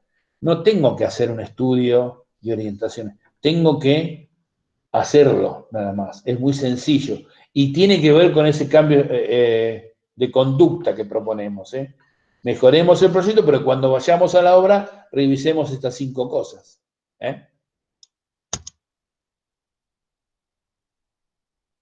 no verter al sistema local aguas contaminadas con productos peligrosos. Y también ponemos un documento hecho por Roberto Febre, profesor de la materia optativa Impacto Ambiental e Infraestructura, que aparte es mi socio, y Mario, hicimos 3 documentos para la Cámara Argentina de la Construcción. Este sí, lo pueden bajar de la Cámara Argentina de la Construcción, Camarco, bueno, Guía de Buenas Prácticas Ambientales, y hay 2 módulos publicados, uno de vivienda multifamiliar y otro de obras en la vía pública.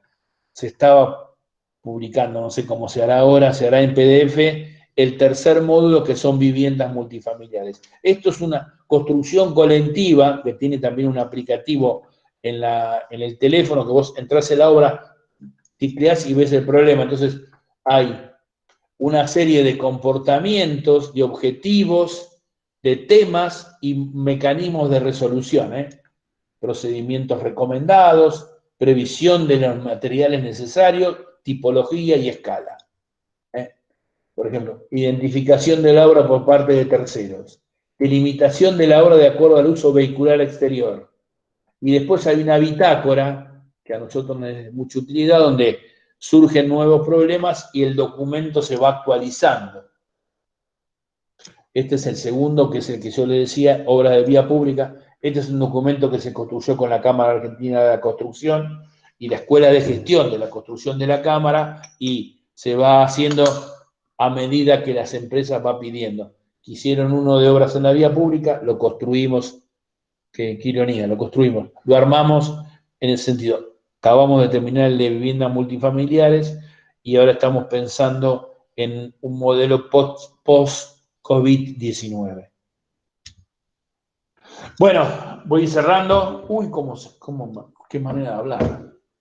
Repensando todas las cuestiones, voy a dejar una última placa para pensar esto de los paisajes entrecruzados con el hombre, esto de los edificios y todos los impactos, y voy a dejar esta placa para abrir un poquito el debate final de cómo hacer para hacer post-COVID-19 y un nuevo ambiente.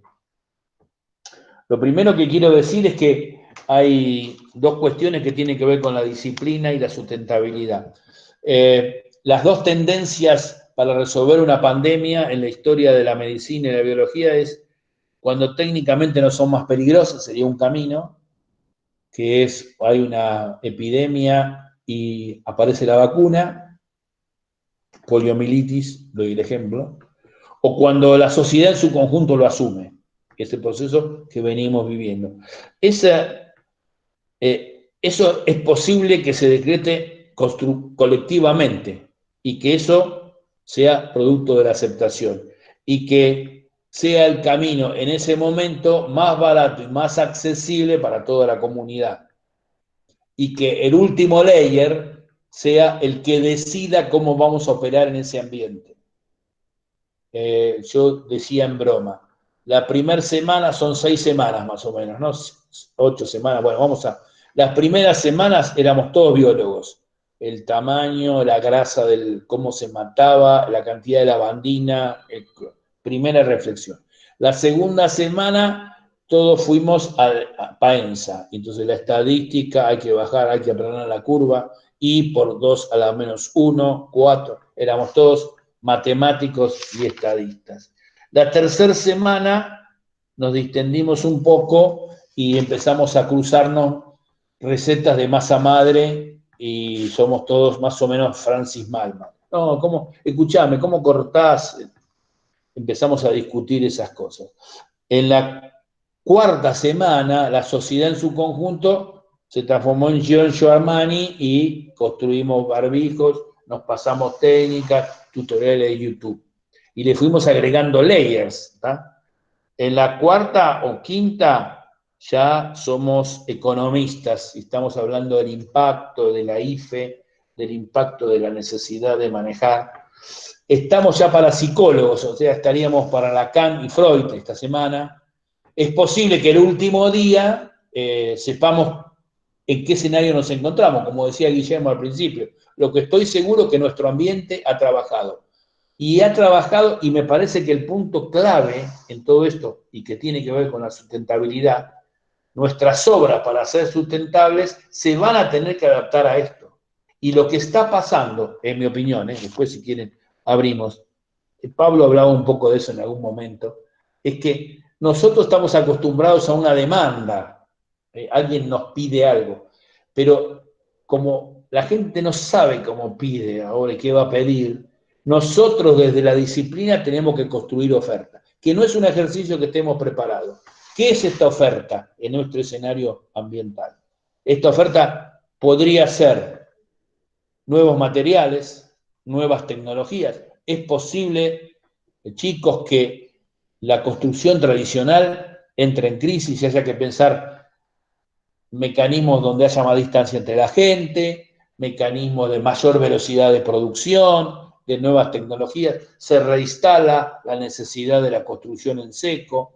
También esto está relacionado a que son elementos con menos huella ambiental. Entonces, estamos por producir el último layer, lo que seguro en términos ambientales las condiciones de borde se han modificado. Tenemos que generar una nueva conciencia, tenemos que producir un nuevo producto y tenemos que retomar, aprovechando las cuestiones que yo les planteaba. Y no sé, capaz que nos agarra arquitectos la última semana. Ya esta semana están opinando cómo tienen que ser las casas, también pone en duda, y me parece que hay un proceso de reflexión de el monoambiente de 18 metros cuadrados y otras cuestiones que tienen que ver con eso. Bueno, me cansé. Bueno, muchas gracias, Juan. La verdad que lindísima la charla, muchos temas, mucha densidad. Por suerte está grabada y yo creo que hay muchos temas para volver a repasar después con tranquilidad y que los estudiantes lo puedan volver a ver. Sí. También lo de los documentos que decís compartir. Yo creo que sobre todo para los más jóvenes, creo que es una andanada de temas que a lo mejor todavía cuando estamos empezando, cómo es el tema del... Te lo dejé a tu criterio. Pero me parece que yo lo que les recomiendo es que lo guarden esto en algún lugar y que se acuerden en algún momento a lo largo de la carrera de esta charla y de las cosas que disparó. Porque bueno, a ver, también a mí una de las cosas que lo hemos charlado más de una vez con Juan, ¿no? Que muchas veces pensamos que el centro de la disciplina es el taller de proyecto, ¿no? Que de hecho lo es, ¿no? Pero que es lo único que importa, ¿no? Y que cuántas cosas más importantes hay alrededor que sostienen todo esto, ¿no? Y que nos tienen que hacer pensar en eso. Por eso esto que decíamos, cuando yo en algún momento decía casi como en chiste, nos importa el proyecto y cómo fluye el espacio, pero vamos presos porque la pared se cae o el árbol se cae, como en la nota que estuvimos el otro día compartiendo con Juan, ¿no? Pero entonces el hecho de tener una mirada global sobre todo lo que influye en el proyecto y todas las cosas en las que tenemos que pensar, me gustó mucho la parte donde decías la importancia o de la consecuencia del edificio, que es después, mucho más allá que lo que nos significa en el momento del proyecto, que es, en ese gráfico que mostraste, era absolutamente significativo, que es, para nosotros es un periodo importantísimo, pero para la vida del edificio es prácticamente insignificante, ¿no? Son tremendas las consecuencias que ese pequeño periodo causan en el edificio, la sociedad, las personas, etcétera, etcétera, ¿no? Entonces me parece que esta visibilización es realmente muy, muy interesante. Así que bueno, abrimos a preguntas, reflexiones, los que quieran, adelante. Voy a arrancar yo. Hola. Hola. Dale, Buen Fabio. día. Soy Fabio, adjunto del taller. ¿Qué Hola, tal? Fabio. Bueno, y hace unos cuantos años he cursado tu materia allá en los sábados, famosos sábados. Los sábados de tío. Sí, totalmente. Bueno, primero gracias por compartir, digamos, la charla, como decía Guille. Y como entro, siempre me gusta correrme un poquito, o sea, más allá de estar en nuestra disciplina, corrernos, ¿no? Y es como el hecho de la sustentabilidad es algo que involucra a todas las disciplinas, ¿verdad? Es como que, de hecho, nos involucra a nosotros mismos. O sea, los seres humanos somos como generadores de nuestros propios problemas, ¿no? Como sociedades. El ambiente apareció y, como bien decías, en esa curva, que digo, es impresionante cómo exponencialmente la cantidad de habitantes en el mundo va subiendo, y cuando uno lo ve y lo analiza por 2 segundos, va subiendo en relación a cómo van apareciendo los hechos tecnológicos, ¿no? A medida que se va escalando tecnológicamente, va creciendo exponencialmente, digamos, la cantidad de habitantes, y es como un círculo vicioso, esto que digo, ¿no? Somos generadores de nuestros problemas, y todo el tiempo después tenemos que ver cómo resolver esos problemas.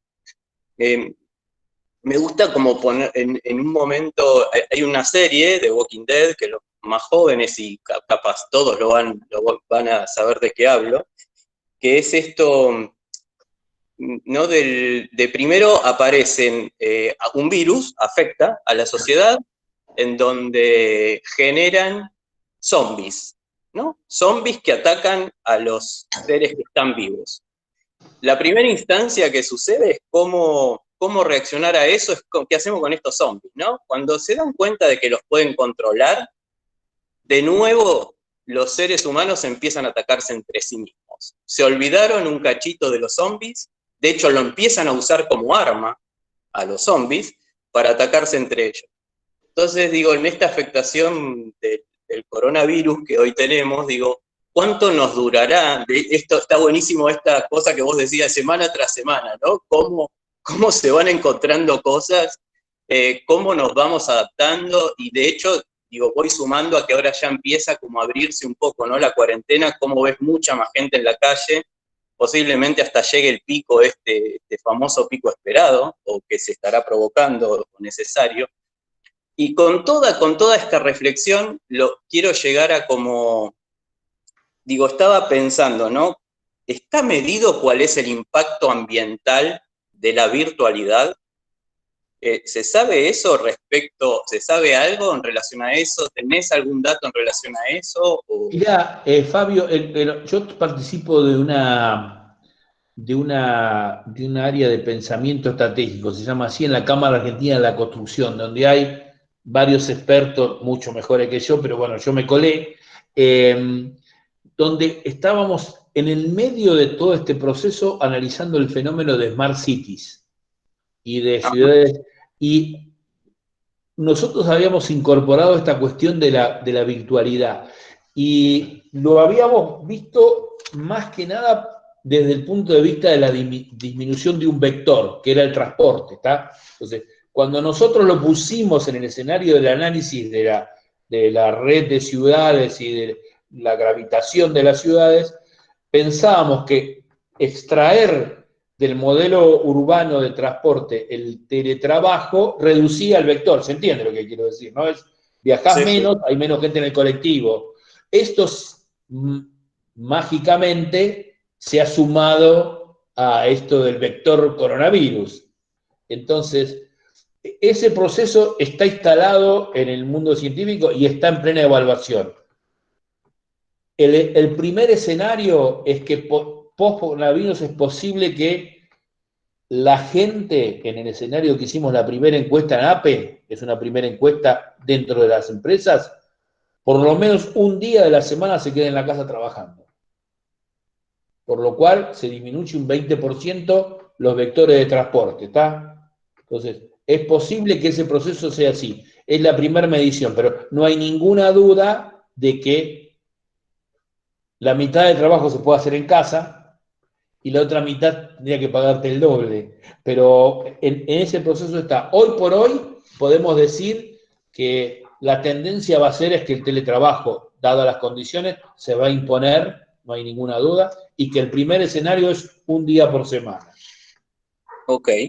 Sí, está bueno desde esa mirada, ¿no? Esto como que siempre, digo, se mide como el consumo de energía, ¿verdad? Para entender el hecho de la sustentabilidad. Una de las maneras de que el medio ambiente tiene de comunicarse con la sociedad en su conjunto y transformarlo en términos económicos. Fabio, yo no lo dije, pero los bonos verdes, el protocolo de Kioto son otros instrumentos que transforman en guita todo esto. Entonces, Claro. porque es la manera en que nosotros nos hemos construido mentalmente. A alguno le dolerá que tal en un árbol, pero si vos le decís, mirá, por ese árbol se gastaron $63, te duele más. Porque estamos construidos, es ese gráfico de la tecnosfera, Fabio, de nosotros estamos parados en la punta, somos hombres con la técnica viendo el tema, no podemos ser. Por eso que viste que discursos como el de Greenpeace no siempre se imponen, porque se imponen desde una visión que ya el hombre no tiene. Cuesta trabajarlo. Por lo menos. Claro. Entonces, Sí, es interesante. más nuestra disciplina, Fabio. Nosotros somos arquitectos y construimos edificios. Y tenemos mucha responsabilidad en este proceso. Ni hablar Claro. ahora de este efecto del teletrabajo, de cómo trabaja la gente. Yo estoy con otro profesor de la facultad en una investigación, creo que también usted, un PDE, un programa de desarrollo estratégico, y tuvimos varias reuniones con el comité evaluador, y bueno, se hacían por teleconferencia, y uno de las personas, que era un ingeniero, tenía que turnar con su señora el uso del espacio para comunicarse con nosotros y hacer una reunión con telón, dignidad y esas cosas. Entonces, fíjate cómo vamos a tener que repensar nuestros espacios. A lo mejor los próximos proyectos salgan con un pequeño estudio de videoconferencia de un costado. Todos hemos adaptado la pared que vos tenés, le sacaste un cuadro, la que yo tengo, agregué. A lo mejor un buen proyecto de una vivienda será tener sector de teletrabajo. Ese sí que es un impacto ambiental, ¿eh? Sí. Yo siempre digo que la mayor sustentabilidad es la flexibilidad, ¿no? Cuando uno logra construir eso, yo creo que es vos lo dijiste al principio, somos los responsables y nosotros tenemos un switch instantáneo. Yo vivo en un barrio donde tenemos recolección seleccionada. Entonces, yo el otro día en la reunión le digo, vamos a tener que empezar a pensar en el compost. Yo lo hago, pero digo, ¿por qué no compramos 50 tachos de compost, los repartimos? Eso te reproduce, te disminuye el volumen de basura en un 15%. El transporte de basura, porque yo hago compost, disminuyo el volumen, disminuyo la cantidad de camiones circulando, la nafta que consumo, la goma que gasto, etcétera, etcétera. Bueno, lo que dice Melissa, la economía circular. Bueno, la economía circular es recontraambiental. Lo que pasa es que hay que construirlo, ¿no? Sí, totalmente. Es el hecho de la conciencia, ¿no? Esto que vos mencionabas también en tu charla. Es como, es conciencia, es concientizar todo el tiempo. Es concientizar. Sí, me parece que yo lo que Guillermo decía, tiene mucha información. Bueno, me salió la ansiedad. Pero me parece que si uno tiene una hoja de ruta y tiene armado una rutina para entrar a la obra, y no la obra, bueno, todos sabemos que vos entras a la obra y te para Galarza y te dice falta cemento. Si uno trata de hacerse científico de alguna manera en esa, puede meter esto, si no, olvídate, si no tenés un cambio de actitud no lo vas a lograr. Había una pregunta de alguien, acá está. ¿En el chat? En el chat, alguien dijo algo. Hay que modificar la cultura humana que fabricamos nosotros mismos. Wow. Melissa, pegale para adelante, yo estoy para jubilarme. Por lo menos venimos haciendo bastante, ¿eh? Bueno. Uy, 11:40. ¿Ustedes tienen que seguir trabajando con los chicos? No, adelante, los chicos, preguntas, tiren preguntas. Dele. Todos. Nosotros, el equipo, todos. Hola, no sé si... no hablamos. Eric, sí, te escucho. Como yo hice un curso acerca de esto, bueno, justo cuando vi en el chat de economía circular de la Universidad de Delft de Holanda, y Sí. quería preguntar, a ver, o sea, ¿qué opinabas vos acerca de ese concepto y si lo ves viable en la Argentina? O sea, en diferentes escalas, ¿no? Sea en la Sí. construcción, la ciudad. Derek, estoy absolutamente de acuerdo con el concepto de economía circular. Más aún, creo que sociedades como la Argentina, que están en vías de desarrollo o son pobres, tienen más capacidad de adaptarse. De hecho, y casi intuitivamente o informalmente, muchos de los procesos virtuosos que se están produciendo en esta lógica durante la pandemia o la cuarentena tienden a ese fenómeno de economía circular. El argentino por naturaleza tiene una vocación de responder a eso. Y me parece que en términos económicos ambientales puede ser un muy buen mecanismo. ¿Tá? No sé cómo se proyecta un edificio en esa lógica, pero bueno. Nosotros estamos muy instalados, Derek, en la lógica capitalista de nuestra profesión. Y necesitamos algunas veces reconstruir los vínculos. A ver, lo digo desde un profesional que hace edificios grandes y que hace edificios de más de 2.000 o 3.000 metros cuadrados o 5.000, que son productos del capitalismo extremo, para decirlo de alguna manera. Pero también entiendo que es necesario pensar en una lógica distinta en la producción de esto. Juan, te quería preguntar en torno a eso, un poco, ahí dijiste que habían construido un manual para las prácticas sustentables en la construcción de vivienda unifamiliar. ¿Cuáles serían la misma pregunta que te hice un poco antes, pero enfocándola a esta disciplina que de nosotros tiene que ver con el proyecto, una universidad donde no desarrollamos tanto la parte de materialización, pero sí la de proyectar? ¿Cuáles serían esos 3 lineamientos como proyectistas a tener en cuenta? Creo que tiene que ver más con la ética, ¿no? Yo siento que hay un montón de organismos y me parece que desde la universidad deberíamos forjar, uno genera un juramento cuando se recibe, ¿no? Y dice, sí, juro, y entra ahí un poco, más allá de los comportamientos sociales o los reglamentos, entra esa ética humana y en este caso de la profesión. ¿Cuáles serían las 3 líneas que deberíamos tomar? Te quería preguntar en cuanto al proyecto. Otra es, ¿qué crees en el futuro de cómo va a devenir el urbanismo?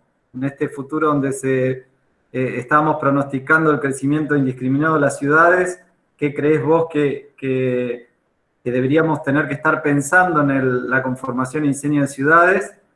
Como un paisaje, me gustaba como lo definías, que también es un paisaje. Y después la tercera sería, ¿qué organismos internacionales uno lee para entender todo esto? ¿Ustedes leen para entender el Foro Económico Mundial, la Organización Mundial de la Salud? ¿Cuáles son los referentes, los organismos que uno estudia para entender un poco el devenir de todas estas circunstancias? Bueno, si me permitís, Juan, antes quiero una línea muy breve porque en relación a lo que decía Juan Manuel, que decías del compromiso de la universidad, ¿no? Y me apareció una frase que yo siempre digo cuando entrego los títulos, ¿no? Algunos que lo habrán recibido hace más jóvenes de los docentes, que a los atenienses cuando se recibían a los 18 años que se transformaban en ciudadanos, dentro de su juramento había una frase que a mí me parece que es fantástica, y por eso la digo cada vez que entrego los títulos, ¿no? Que decía que el joven ateniense, ¿no?, se comprometía a dejar una ciudad más bella que la que recibía, ¿no? Entonces, desde ese lado me parece que es el compromiso, entendiendo por bello todo, ¿no? O sea, entonces me parece que ese es el compromiso que nosotros tenemos como arquitectos y como parte de todo este sistema, y como parte de la universidad es incentivar ese compromiso, ¿no? El involucrarnos y que tiene que ver un poco también con alguna de las preguntas lo que aparecía recién en el chat, ¿no? Del compromiso de dejar con lo que hagamos una ciudad más bella, mejor que la que estamos recibiendo. Ahora sí. Guillermo, me encanta eso del compromiso de hacerla más bella, y me parece que también lo escalar de ese compromiso. Yo mañana puedo hacer algo, Guille, para esto, y puedo ir a mi obra y decir que cierren la canilla. Yo, a los colegas que construyen, ¿cuántas veces vieron ese tacho de Zika desbordando de agua?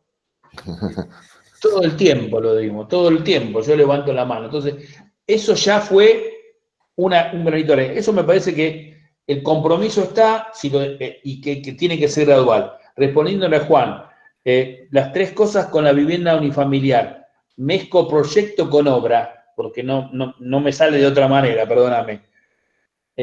Lo primero sería la casa Helio de Vladimiro Acosta, ¿tá? Para usar, o sea, arquitectura en relación a la orientación, al clima, que es mucho más fácil de lo que se imagina. Lo que pasa es que el posmodernismo nos alejó de esto. Entonces, ese camino de vuelta es clave.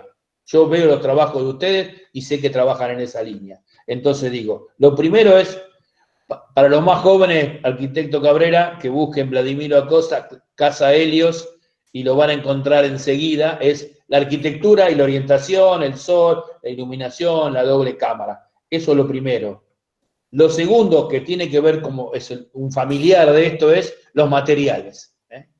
Hay un formato que son las normas LEED, que autorizan o premian edificios sustentables, otra charla más larga, que entre las cosas que premian es la distancia, los materiales y la familia. Esta de la arquitectura autóctona es el segundo razonamiento. Es posible que esta discusión sea más larga para el área metropolitana de Buenos Aires, pero si te pones, sale. Y lo tercero es la organización de la producción. Las viviendas unifamiliares son dilapidadoras de agua, de materiales, de desorganización. Y eso sería como el tercer punto. Pongo 3 puntos cortitos, y para no salirnos de eso. La arquitectura sustentable de la vieja escuela de la Casa Helios, los materiales y la organización de la producción. Buenísimo. Después, desde el punto de vista urbano, yo creo que hay una gran contradicción en este momento en el escenario de las Smart City, que es el nuevo escenario de las ciudades, que es la discusión que teníamos. En toda Smart City uno ha incentivado el transporte masivo. Todo el tiempo el transporte masivo. Hoy el transporte masivo es el mayor desastre en términos ambientales. Entonces, ¿cómo hacemos? Si lo que había que hacer era trenes subterráneos y llevar mucha gente, ¿qué hacemos en este nuevo modelo? Bueno, hay que pensar nuevamente en la teoría de Adam Smith gravitatoria aplicada a las ciudades.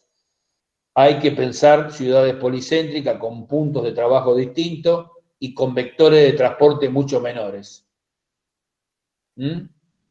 Eso es la cuestión clave. Me parece que las ciudades tienen que cambiar básicamente su modelo de trabajo, ¿no? Y pensar en lógicas complementarias. Discutíamos, y va a ser una propuesta muy seria de la Cámara Argentina de la Construcción, es turnos rotativos. Prepárense para que alguno de los socios del estudio vaya de noche a la obra.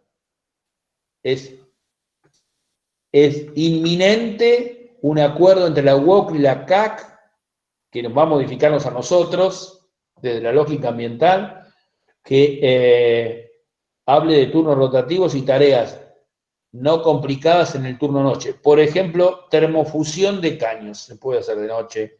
El tipo viaja, le organizás el trabajo, no le hace ruido a nadie, tiene la luz. Procesos prefabricados mucho más profundos, que vengan hechas las cosas. Todo eso se va a modificar.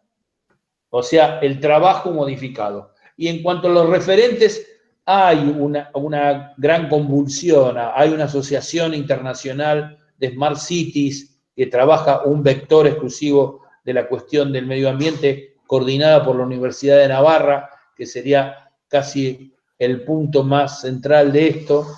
el NUMA y el Programa de Naciones Unidas de Medio Ambiente, devenido en otra gestión de las Naciones Unidas, sigue la cuestión. La Organización Mundial de Salud no lo es, pero hoy por hoy te diría que la agrupación de Smart Cities, que es donde se está sumando todo esto, de la Universidad de Navarra, si después le paso el dato a Guillermo, es el espacio donde más se está discutiendo esto. El Foro de Urbanismo Internacional, donde la universidad participa, son los espacios. Pero hay una gran convulsión, hay una gran convulsión. Hay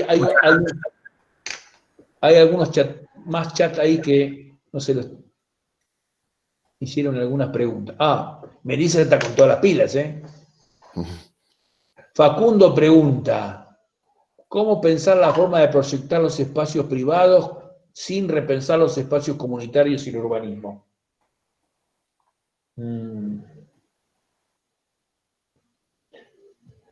¿Qué pregunta?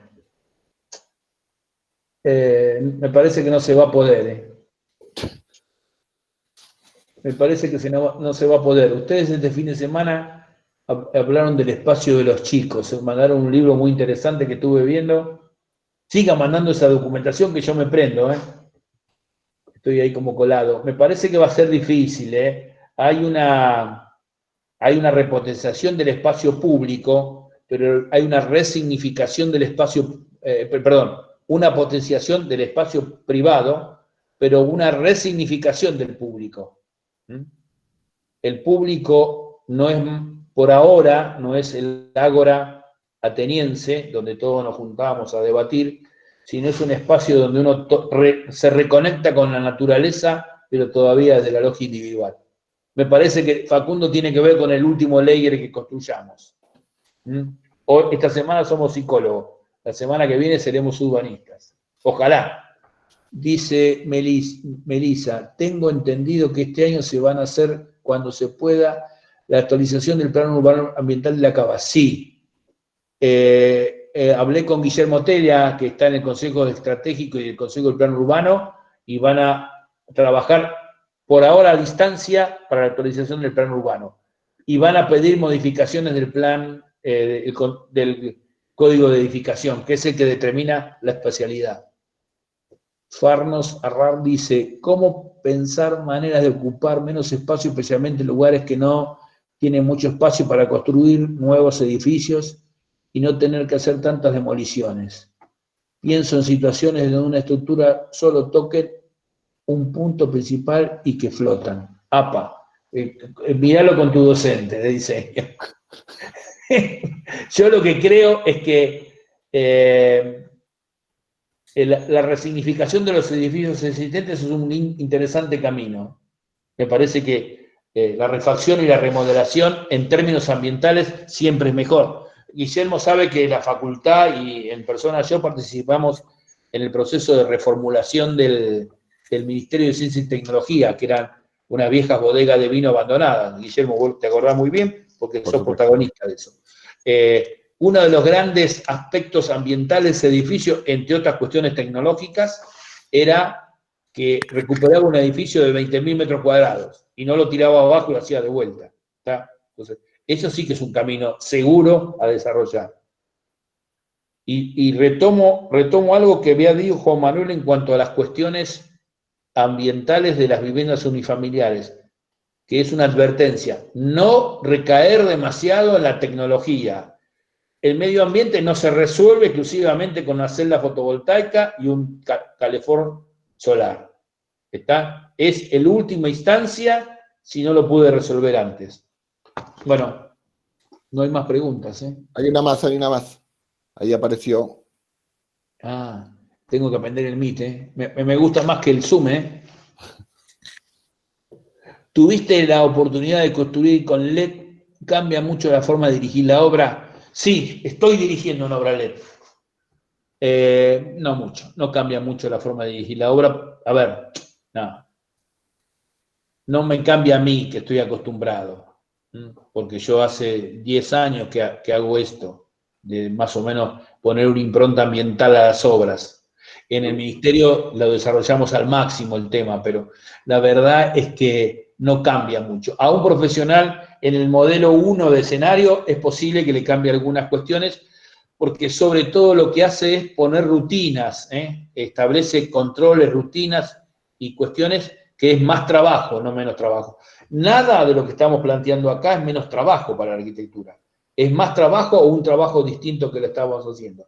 Y en el caso de la certificación LEED, de la cual yo soy muy crítico, otro día, si quieren, nos juntamos.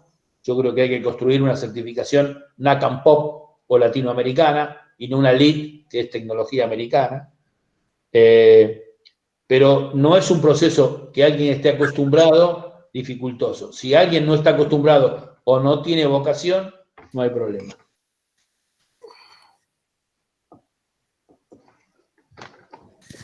A ver, no, ya no hay más. Hola Juan, ¿cómo vas? ¿Se escucha? Hola. Sí, perfecto. Sí, bueno, primero te quería agradecer por la charla, me pareció muy interesante y también creo que es clave porque cada año tenemos menos recursos por el crecimiento de la población y nosotros desde nuestro lugar tenemos que hacer algo. Te quería preguntar, porque me quedé pensando en lo que dijiste en Río de Janeiro, después del crecimiento de lo urbano, llevando efectos negativos como la deforestación en Brasil. ¿Es importante dejar un lugar en el proyecto para poner vegetación y así reemplazar o así disminuir el impacto ambiental, digamos? Sí, me estás preguntando si es bueno querer a tus hijos y a tu madre. Sí, es bueno. ¿Pero es posible hacerlo o hay veces que no puede? Sí, mira, la agronomía urbana y la agronomía doméstica, bueno, tienen los profesores de diseño del paisaje en la facultad que son extraordinarios. Nosotros hemos interactuado con 4 o 5 por nuestro trabajo. En un departamento podés reconstruir un montón de cosas. Lo que pasa es que es una vocación también. Desde ya que es un atributo bien reconocido. Es posible que algunos no sepa regar y cuidar las plantas y no le salgan, pero uno puede transformar cualquier lugar. Bueno, tenemos la experiencia de las terrazas verdes en la ciudad de Buenos Aires y hay una vocación muy grande hasta huertas urbanas. La hidroponía es una tecnología muy adaptable a la ciudad. La hidroponía es algo en la cual vos pongan hidroponía en Google y van a saber. La hidroponía, vos tenés un sistema de cultivo sin necesidad de gran superficie de tierra. Gracias. No tuve. Javier pregunta si tuve la oportunidad de aplicar el sistema japonés 5S en la obra. No tuve oportunidad de aplicarlo. Lo conozco a medias, pero me alcanzo con el JC, que es el Juan Carlos Criollo de Argentina. Hola Juan, buen día. Hola Maxi. También docente del taller. Conectando un poco todo, quería que nos des tu opinión o tu preferencia. Me parece que hay algo ahí subyacente entre lo que relacionabas de las esferas de injerencia profesionales, producción, economía, proyecto, etcétera, materialización. ¿Cómo ves en relación a su desarrollo y la viabilidad de nuevas tecnologías, especialmente apuntado a métodos livianos de construcción, y también en relación a la huella ecológica, ¿no? Los materiales que estamos acostumbrados a utilizar y su impacto en la huella ecológica, y cómo podemos ir cambiándolos por tecnologías un poco más contemporáneas y más livianas, también en relación a lo económico y al desarrollo de las fábricas que tenemos acá en nuestra región, ¿no? Mira, yo te contesto, es imprescindible. Cuando hablaba de cambiar la oferta, hablaba de eso. Nosotros tenemos que pensar en un cambio tecnológico. Yo no me puedo sacar de la cabeza la necesidad de pensar en nuevos métodos productivos. Hoy un docente de la cátedra me mandaba una foto de una obra que estaba transgrediendo la cuarentena y había 3 obreros haciendo hormigón con el barbijo y produciendo. Esto va a producir ¿qué va a pasar también? Por eso digo, es imprescindible. Cuando vos ves el protocolo que el Colegio Profesional de Arquitectura y Urbanismo, el Colegio Profesional de Ingeniería, establecen para los arquitectos, se los recomiendo. Tenemos que ir con una valijita a la obra, No estoy diciendo Estoy diciendo, tenemos que ir con un maletín, con los equipos. Y después los protocolos de la UOCRA para esto hablan claramente de una disminución de los estándares de producción, fenómeno económico, que va a transgredir esto va a producir un aumento de los costos. Si nosotros no respondemos con métodos que compensen esa cuestión, es posible que cada vez sea más caro construir y no vamos a poder enfrentar los déficits que tenemos. Entonces, es indispensable que pensemos nuevas maneras de hacer las cosas. La construcción en seco, primero que tiene menor huella ecológica, entre otras cosas porque esos materiales pueden ser resultado de un reciclaje. Seguramente que hay mejores maneras que las placas de yeso para construir. Hay maneras con madera, hay que volver a esa tecnología y me parece que la respuesta es imprescindible responder con un nuevo paradigma constructivo. Otra cosa que se aceleró, como yo decía, esto tenemos que construir en seco, declaramos, pero ya hay que empezar, ¿Hay otra pregunta ahí? No. Dice, hablando de terrazas verdes, es un poquito chico el chat, voy a tener que... De terrazas verdes implementadas en el nuevo código de edificios. ¿Son realmente eficaces en relación con el impacto negativo que se producir en el mismo edificio? ¿Quién genera? Quiero decir, ¿generan balance con los demás impactos? Sí, hay bastantes discusiones, Tiago, con respecto a las terrazas verdes. Las terrazas verdes están básicamente concebidas en Buenos Aires para hacer cuencas de retención y contención de los desagües pluviales para no recargar los desagües pluviales. Una. Y segundo, para aumentar la superficie de absorción. Es cierto que esos costos van al costo del edificio y por eso son discutidos, pero es un modelo al que ¿se acuerdan esa gráfica donde estaba el rojo, que era el costo de la inversión, y verde, que era el costo que teníamos que gastar? En algún momento los costos ambientales tienen que ser asumidos por nosotros, porque si no, el Estado no va a poder. Por ahora es una buena idea, déjala vivir un par de años más. Está muy bien, está muy bien, está muy bien. Aparte nos mejora el oxígeno. Sí, bueno, sí, no era hablar, es como lo que yo decía, el verde es el gran productor de oxígeno. Cuauhtémoc Cárdenas, que era un candidato, que fue un jefe de gobierno de la Ciudad de México, que fue candidato varias veces por el Partido Demócrata de la Revolución, hijo de otro presidente mexicano, era ingeniero, insistía mucho, hizo una gran campaña de deforestación en la Ciudad de México, una de las ciudades con mayor contaminación aérea del mundo, y tuvo excelentes resultados con la reforestación de muchas zonas de la ciudad.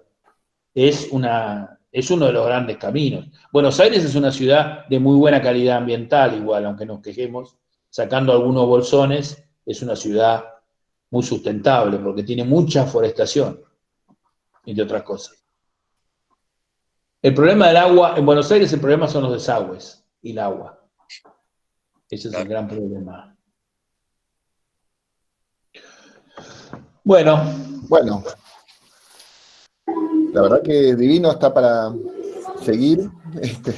Te agradezco. Cabrera, estoy en sus manos. Espero que se haya servido. Sí, lindísima. Y bueno, y como decimos a todos los invitados, no va a ser la última vez que nos visites. Dale. Me gustaría ver los trabajos de los alumnos después de estas reflexiones. Yo lo que quiero decir, Guille, es que estas son las cosas buenas del distanciamiento y del acompañamiento académico, que uno puede a lo mejor incorporar más temas en el curso que no podía por la cuestión del cronograma y que abren algunas cuestiones de pensamiento. Seguramente que yo fui un poquito más a los bifes que lo que fueron Pablo y Dolores, pero a lo mejor era el objetivo tuyo. Y es mi formación, yo voy a los bifes.